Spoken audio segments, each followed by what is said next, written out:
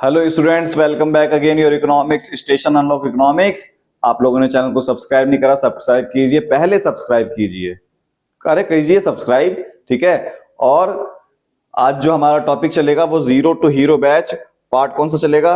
आज जो हमारा टॉपिक चलेगा वो zero to hero batch part चलेगा 22 और जिसमें चलेगा गवर्नमेंट बजट का पार्ट 2, ठीक है। हमारा गवर्नमेंट बजट चैप्टर चल रहा है। जिसने गवर्नमेंट बजट का पार्ट 1 नहीं करा वो डिस्क्रिप्शन में उसको लिंक मिल जाएगी पार्ट 1 की, आप वो देखें। और जीरो टू हीरो बैच की सीरीज चल रही है जो एग्जाम में इससे बाहर कुछ नहीं आएगा। देखो लिखा हुआ है ना, 100% यहीं से आएगा। तो आप लोगों को ज्यादा से ज्यादा क्या करना है, शेयर करना है, अपने दोस्तों को भी शेयर करना है, ठीक है। समझ में आ गया? तो हम लोग चालू करते हैं। पिछली क्लास के अंदर हम लोगों ने जो है पिछली क्लास के अंदर हम लोगों ने रिवेन्यू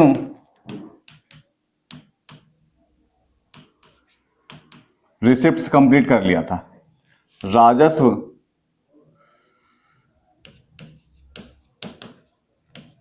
प्राप्ति हमारी कंप्लीट हो गई थी। हमारी रेवेन्यू रिसिप्ट्स राजस्व प्राप्ति क्या हो गई थी, हमारी कंप्लीट हो गई थी। आज का जो टॉपिक चलेगा हमारा वो पूंजीगत प्राप्ति,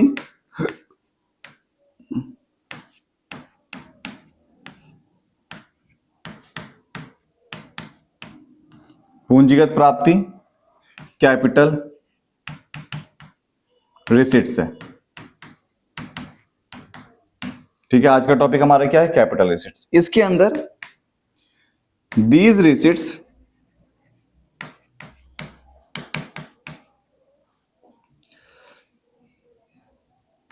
which they create any liability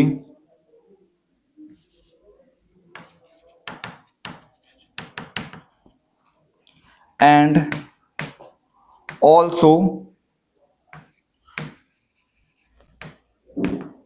reduction in assets, ठीक है। मतलब ऐसी प्राप्ति, ऐसी इनकम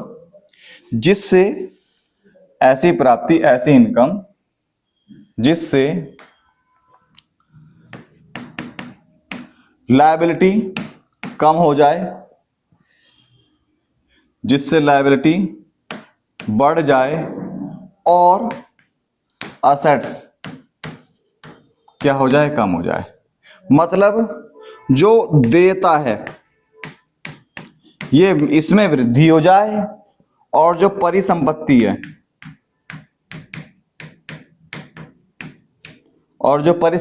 है उसमें क्या होती है, कमी आ जाए, ठीक है। देयता में क्या हो जाए, वृद्धि हो जाए और परिसंपत्ति क्या हो जाए, कमी आ जाए, ऐसी प्राप्ति। मतलब मैंने बताया ये जो है एक देश की सरकार है, इस सरकार के पास या तो सामान बेचकर या उधार लेकर, इन दो तरीकों से पैसा आएगा, है ना। इन दो तरीकों से पैसा आएगा। इन दो तरीकों से जब नहीं आ रहा था तो हमारा टैक्स वाला था और नॉन टैक्स था। जो रिवेन्यू रिसिट्स के अंदर आता है वो मैंने करा दिया पिछली क्लास के अंदर। अब आता है जो बेचकर या उधार लेकर जो पैसा आएगा उसे बोलते हैं कैपिटल रिसिट्स। मतलब इस बार सामान भी बेचा, जब सामान बेचा जाएगा तो देखो संपत्ति क्या हो जाएगी, कम हो जाएगी। और उधार भी लिया गया, जब उधार ली जाएगी तो क्या होगा, देयता बढ़ जाएगी। समझ में आया? इस बार क्या होगा, सामान बेचा गया फिर पैसा आया या उधार लिया गया फिर पैसा आया। समझ में आया? पक्का आ गया समझ में? आगे देखते हैं।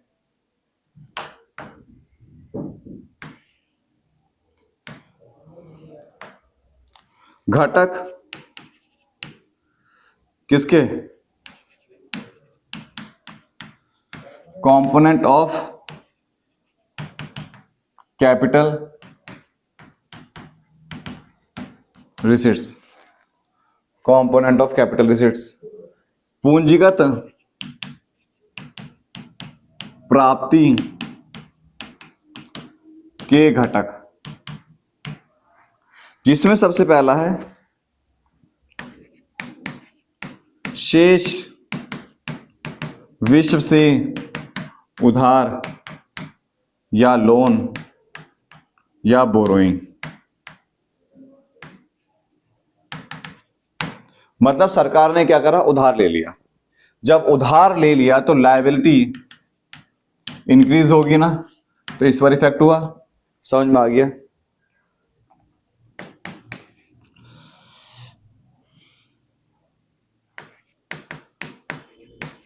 शेयरों की बिक्री, सेल ऑफ शेयर, बेच दिए।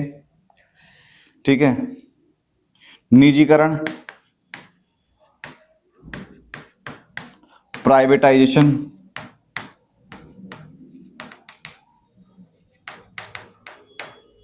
प्राइवेटाइजेशन, निजीकरण। मतलब देखो, निजीकरण कर दिया तो क्या हुआ, सरकार ने अपनी संपत्ति किसी निजी इंसान के हाथ में दे दी, तो ये कहलाता है निजीकरण। जब सरकार ने अपनी संपत्ति किसी निजी इंसान के हाथ में दे देता है तो उसे क्या बोलते हैं हम, निजीकरण बोलते हैं। ठीक है, उसे क्या बोलेंगे, निजीकरण बोलेंगे। एक होता है डिसइन्वेस्टमेंट,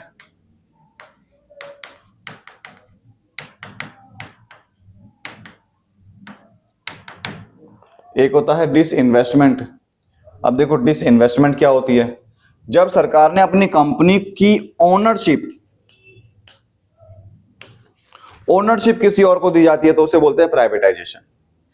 जब किसी सरकारी कंपनी को किसी प्राइवेट इंसान के हाथ में सिर्फ चलाने के लिए दे दिया, मैनेजमेंट करने के लिए दे दिया, या हमारे पास जो सरकारी कंपनी के शेयर हैं, सरकार ने वो शेयर ट्रांसफर, तो वो क्या क्या कहलाता है, वो कहलाता है डिसइन्वेस्टमेंट। समझ में आया, वो क्या कहलाएगा, डिसइन्वेस्टमेंट कहलाएगा। ठीक है, समझ में आ गया? आगे देखते हैं, पता लग गया?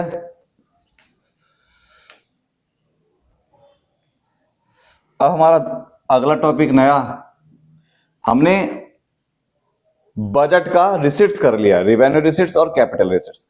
रिवेन्यू रिसिट्स बजट पार्ट 1 और हमने कैपिटल रिसिट्स कर बजट पार्ट 2 के अंदर। अब करते हैं हम बजट एक्सपेंडिचर।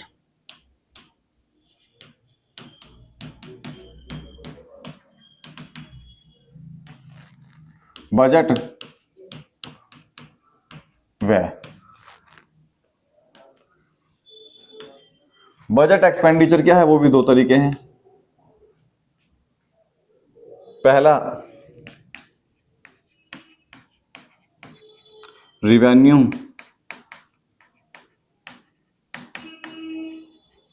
एक्सपेंडिचर और दूसरा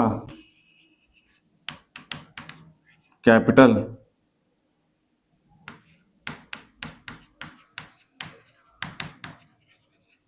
एक्सपेंडिचर। मतलब पूंजीगत व्यय, और इसे बोलेंगे राजस्व व्यय। एक है पूंजीगत व्यय और एक है राजस्व व्यय। बजट व्यय के अंदर सरकार का किसी भी प्रकार का खर्चा बजट व्यय कहलाता है। बजट व्यय दो प्रकार का है, जिसमें आया राजस्व व्यय मतलब रिवेन्यू एक्सपेंडिचर और पूंजीगत व्यय मतलब कैपिटल एक्सपेंडिचर। अब देखो राजस्व व्यय करते हैं, पहले ये करते हैं रिवेन्यू एक्सपेंडिचर, राजस्व व्यय।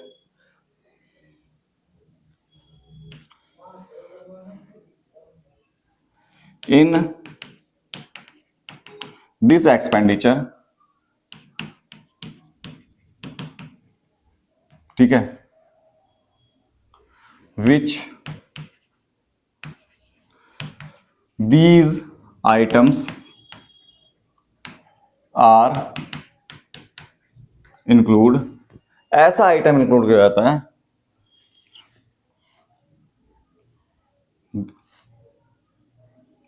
these item include these items are include which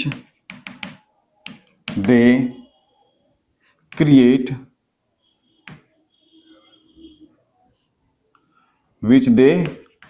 not create any assets और nor reduce in any liability। ठीक है, मतलब ऐसा व्यय जिससे परिसंपत्ति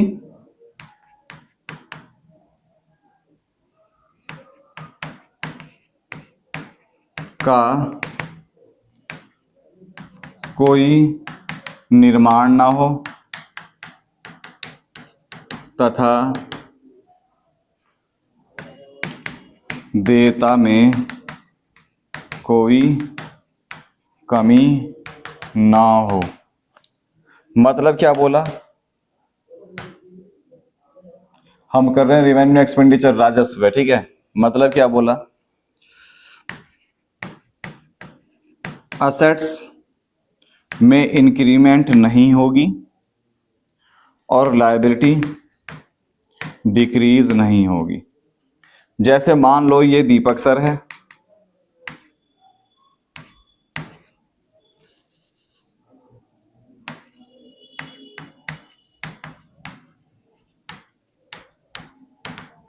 ये दीपक सर हैं, इनके पास 1000 रुपए हैं और इन्होंने 1000 रुपए खर्च कर दिए। इनके पास 1000 रुपए हैं और इन्होंने 1000 रुपए क्या कर दिए, खर्च कर दिए। जब 1000 रुपए खर्च करे जाएंगे, या तो मैंने किसी चीज की पेमेंट करी होगी जब मैंने कोई सामान खरीदा होगा। जब मैंने कोई सामान खरीदा तो सामान असेट्स कहलाता है, असेट्स बढ़नी चाहिए। या मैंने पास्ट में कभी किसी से उधार लिया होगा तो मैंने उसकी पेमेंट करी होगी। जब पेमेंट अगर करी जाएगी तो लायबिलिटी क्या हो जाएगी, कम होनी जाएगी। मतलब मेरी तरफ से पैसे खर्च हुए। जैसे मान लो मैंने पैसे खर्च करे, मैंने सामान मंगाया तो ये मेरे पास सामान आ गया, मेरी असेट्स क्या हो गई, बढ़ गई। या मैंने क्या था, क्रेडिट कार्ड का बिल भर दिया तो मेरी लायबिलिटी कम हो गई। इन दोनों में से कुछ भी नहीं करा मैंने, फिर भी पैसा खर्चा हो गया। इन दोनों में से मैंने कुछ भी नहीं करा, फिर भी क्या हो गया, पैसा खर्चा हो गया। अब खर्चा कैसे हो गया, है ना, ये जानना है। समझ में आ गया। इन दोनों में से कुछ भी नहीं करा मतलब इन दोनों के ऊपर प्रभाव नहीं पड़ेगा। ऐसा खर्चा जिससे असेट्स और लायबिलिटी पर कोई इफेक्ट नहीं पड़ेगा, वो सेम ही रहेगी, जैसे था वैसा का वैसे ही रहेगा। असेट्स नहीं बढ़ेगी, लायबिलिटी कम नहीं होगी। समझ में आया, ठीक है। आप देखते हैं क्या है इसके अंदर। इसके घटक, पहला घटक है कंपोनेंट पढ़ रहे हैं, मतलब इसके अंदर क्या क्या चीज इंक्लूड होगी, इसके अंदर क्या क्या चीज इंक्लूड होगी। इसमें ए है, मतलब घटक है पहला, ब्याज का भुगतान, ब्याज का भुगतान, पेमेंट ऑफ इंटरेस्ट, ब्याज का भुगतान, पेमेंट ऑफ इंटरेस्ट। समझ में आया। फिर इसके बाद दूसरा है सब्सिडी, आर्थिक सहायता,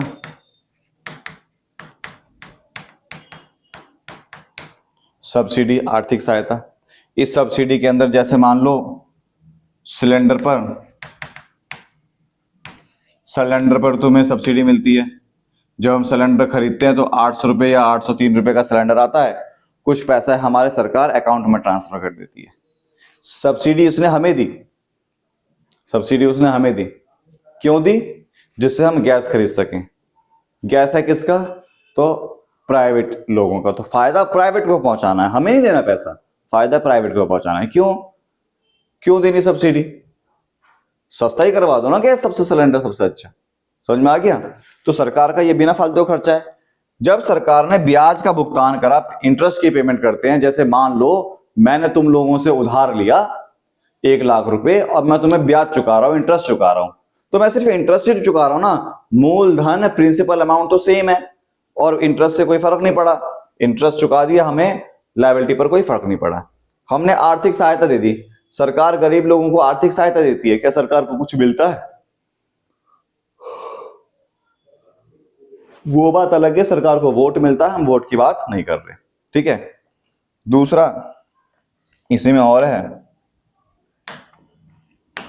तीसरा है गवर्नमेंट वेजेस बिल, सरकार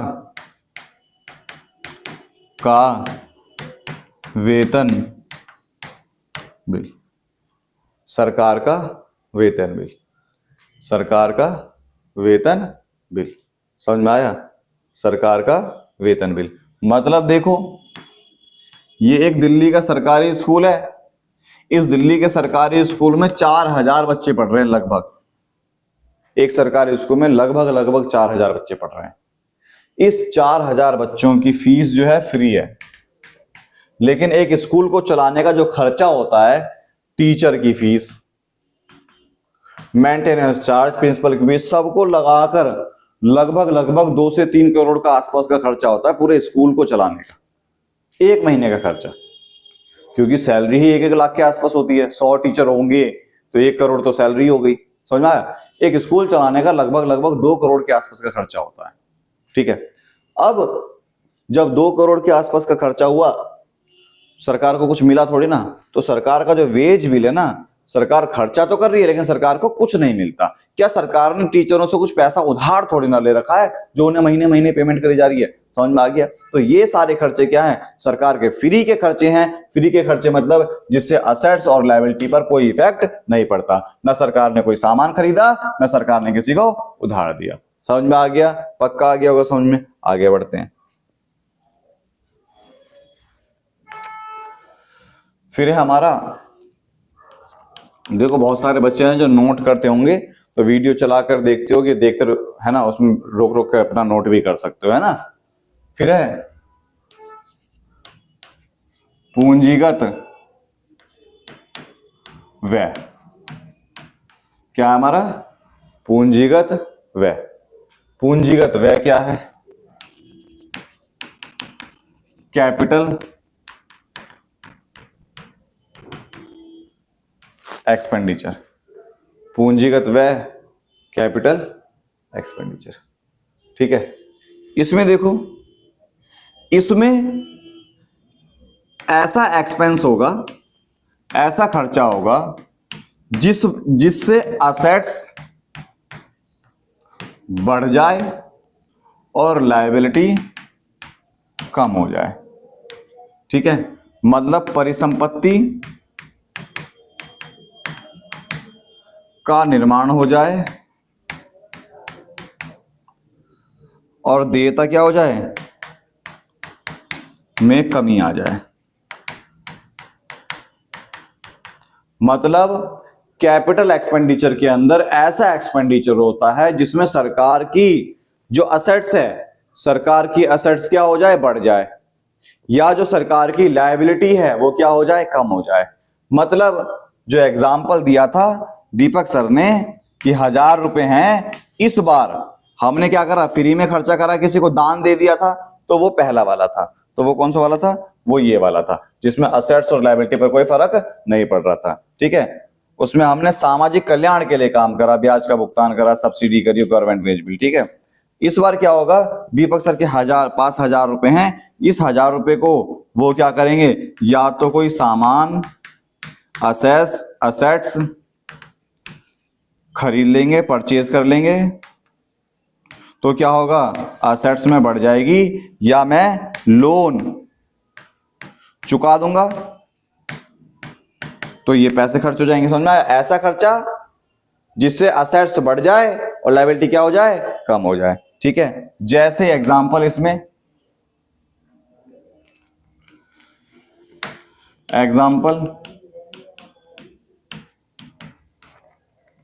हमारा जो एग्जांपल है, पेमेंट ऑफ लोन की पेमेंट, ठीक है। Purchase of land and building, ठीक है। लैंड एंड बिल्डिंग की क्या करना, पेमेंट करना। समझ में आ गया, ये खरीदना। समझ में आ गया, शेयर की परचेज। तो ये सब क्या है, समझ में आया, ऐसा खर्चा जिससे क्या हो, लोन कम हो जाए, लायबिलिटी कम हो गई। ऐसा खर्चा जिससे असेट बढ़ जाए, लैंड और बिल्डिंग खरीद लिया, भवन खरीद ली, है ना। समझ में आ गया, तो इसके ऊपर एक्सपेंस करना। समझ में आ गया, ठीक है। तो मतलब ये देखो हमने क्या करा, हम पढ़ रहे हैं सरकारी बजट, गवर्नमेंट बजट। इसमें सरकार अनुमान लगाती है, एक्सपेक्ट करती है कि हम इतना पैसा और इतना पैसा एक फाइनेंशियल ईयर में एक्सपेंडिचर और रिसीट्स, इसका क्या लगाया जाता है, अनुमान लगाया जाता है। अनुमान मतलब एक्सपेक्ट करा जाता है, एक्सपेक्ट करा जाता है, अनुमान लगाया जाता है कि हम इतना पैसा खर्च करेंगे, इतना पैसा लेकर आएंगे। उसका जो लेखा जोखा होता है, इसका जो लेखा जोखा होगा, इसकी जो स्टेटमेंट होती है, इस स्टेटमेंट को क्या बोलते हैं हम, बजट बोलते हैं। इस स्टेटमेंट को क्या बोलेंगे हम, बजट बोलेंगे। समझ में आ गया, पक्का आ गया होगा समझ मेरे हिसाब से, ठीक है। बजट जो है दो प्रकार के हैं, बजट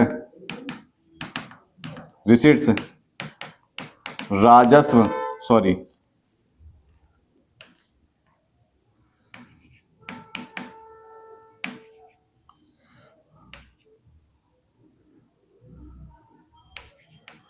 बजट प्राप्ति, ये भी दो प्रकार के हैं।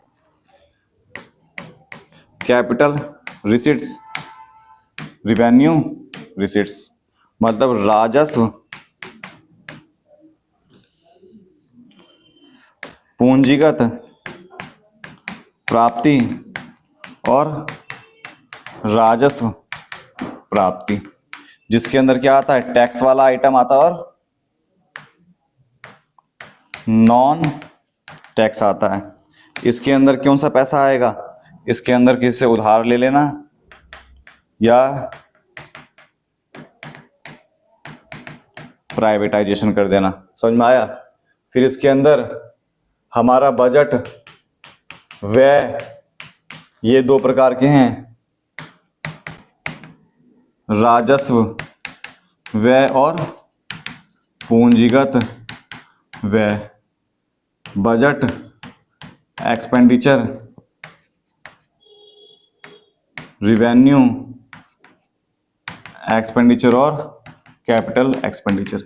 मतलब देखो मैंने गवर्नमेंट बजट के बारे में बताया, इसमें सरकार अनुमान लगाती है कितना पैसा आएगा और कितना पैसा जाएगा, ठीक है। ये दो प्रकार के हैं बजट प्राप्ति। कहां कहां से पैसा आएगा, तो दो जगह से पैसा आता है, पूंजीगत प्राप्ति और राजस्व प्राप्ति। जो पूंजीगत प्राप्ति है इसके अंदर असेट्स क्या होती है हमारी, कम हो जाती है, लायबिलिटी बढ़ जाती है। और जो रिवेन्यू रिसीट्स है, राजस्व प्राप्ति है, इसके अंदर ना तो असेट्स कम होगी ना लायबिलिटी बढ़ेगी। समझ में आ गया, ठीक है। इसके अंदर राजस्व प्राप्ति के अंदर, रिवेन्यू रिसीट्स के अंदर टैक्स वाला आता है, जो मैंने गवर्नमेंट बजट पार्ट 1 में कराया।